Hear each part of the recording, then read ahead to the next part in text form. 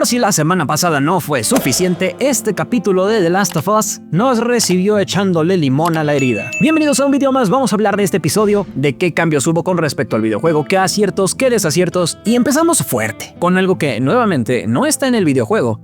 Y ese va a ser un tema muy importante en este episodio, ya verán por qué, pero es algo que aporta mucho a los personajes. Tommy se encarga de limpiar el cadáver de su hermano Joel. No sé cómo le hacen los productores y directores de esta serie para encontrar constantemente formas de hacernos sentir horrible, de retorcernos el corazón a pesar de que hay quienes ya conocemos la historia. El que le diga Tommy a Joel, salúdame a Sara, es una puñalada directa. Pasamos al hospital que está lleno de heridos, Ellie claramente no está bien, tiene secuelas psicológicas por todo lo que sucedió, y todo esto es algo que no vimos en el juego. De hecho, les voy a dejar en tiempo real lo que sucedió en el videojuego entre el final del capítulo pasado y lo que siguió.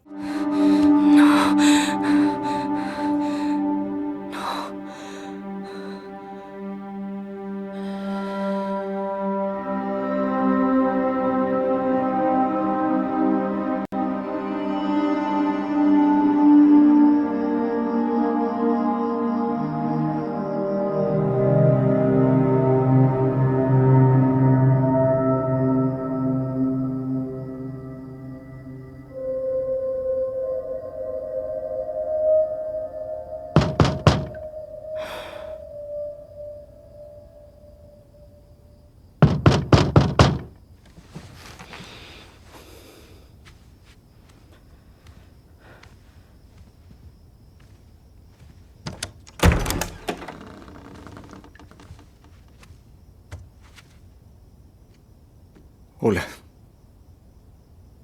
Hola.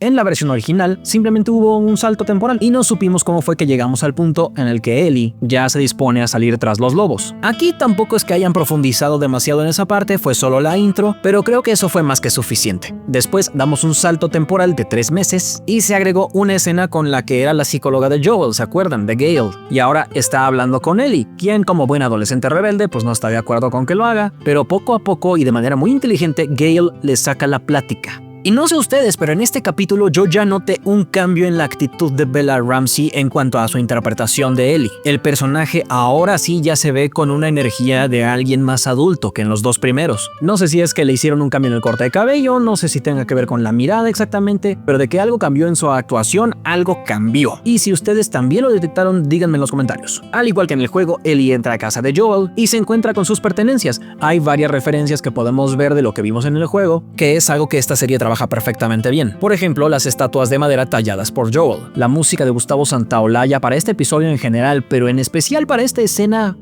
buenísima. Estas secuencias son difíciles porque no hay diálogo, no hay algo con lo que puedas decir las cosas tal cual. Todo lo que debes comunicar tienes que hacerlo a través de las acciones de los personajes y del sonido que puedas tener, que incluye los efectos especiales, los efectos de sonido y la música. Y esa combinación está muy bien trabajada en momentos como por ejemplo cuando Ellie se acerca a la chamarra de Joel y se quiebra en llanto. Porque no sé a ustedes, pero a mí eso me transmite un dolor que no sentí cuando jugué esa parte. En el juego yo veía a Ellie más enojada y con sed de venganza que otra cosa. Aquí la vi un poco más humana y eso me encantó. Nuevamente aquí nos dividimos con respecto al juego porque a estas alturas Tommy ya salió de Jackson y se adelantó a buscar a estos fulanos.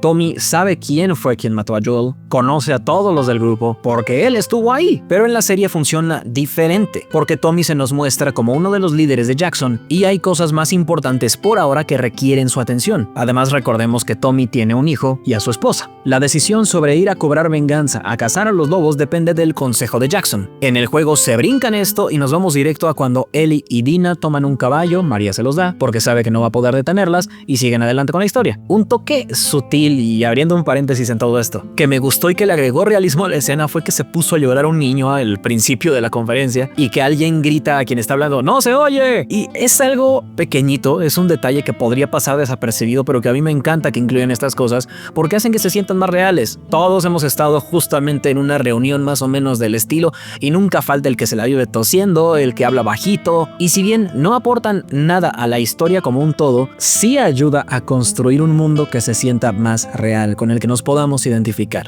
Algo que también puede beneficiar a la serie en términos de la forma de contar su historia es que aprovecharon este capítulo para presentar a los Serafitas o Scars, como les dicen en inglés. Este es otro grupo de sobrevivientes con ideas bastante locas, raras, no sé, y en el juego realmente no descubrimos tantísimo sobre ellos y aparecen en forma hasta mucho después, pero aquí parece que nos empiezan a dar algo de contexto de cuál es su papel, de cuál es su relación con los lobos, y esto va a enriquecer la historia más adelante, ya verán por qué. Por ahora lo importante es que sepan que este grupo existe y que son rivales de los lobos, el grupo de Abby. Otro punto buenísimo, que Seth esté a favor de cobrar venganza por lo de Joel, a pesar de que la última interacción que tuvo con él fue violenta y no muy a su favor. Seth es alguien de quien no esperábamos una conducta así, y la mostró. El discurso que da Ellie en la junta del consejo, fabuloso. Y miren, pausa aquí.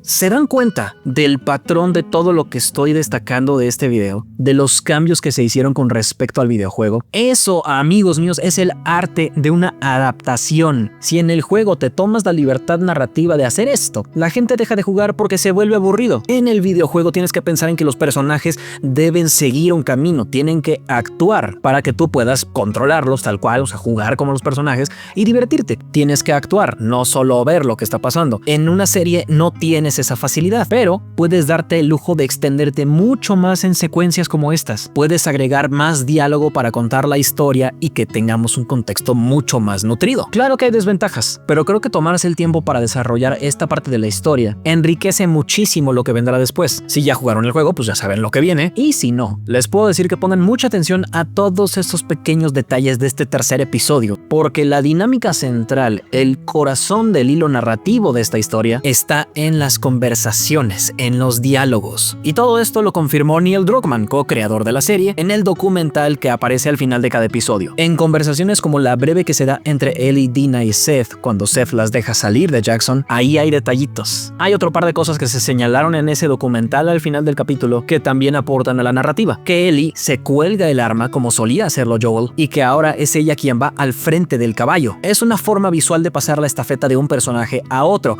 Y un detalle que quizá no vieron es que en la intro antes aparecían Joel y Ellie juntos. En este capítulo ya solo aparece Ellie. Diríamos los fans de Star Wars de todo esto, es como poesía, rima. Y hablando de Ellie y Joel, ¿qué tal cuando Ellie le dejó los granos de café en la tumba? Se sintió horrible, ¿no?